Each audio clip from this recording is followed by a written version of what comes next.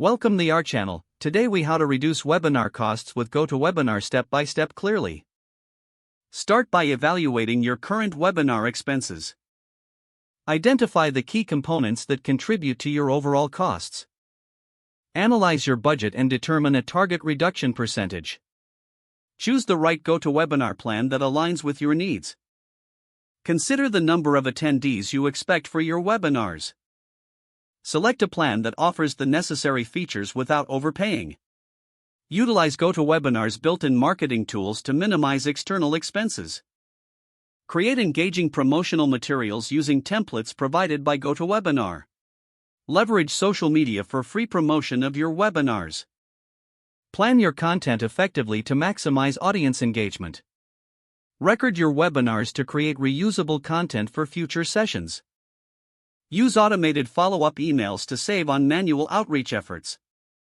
Encourage attendee interaction through polls and Q&A sessions to enhance value.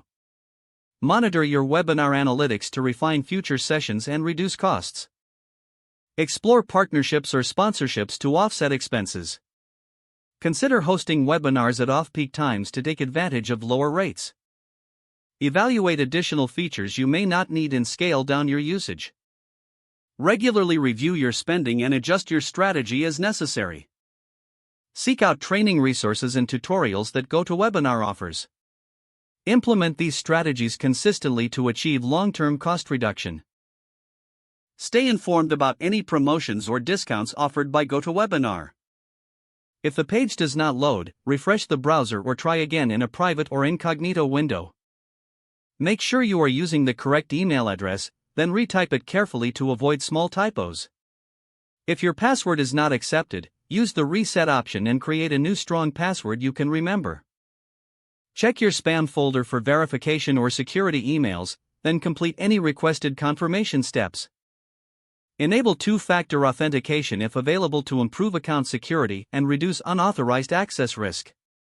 After signing in, review your profile details so your contact information and settings are accurate and current.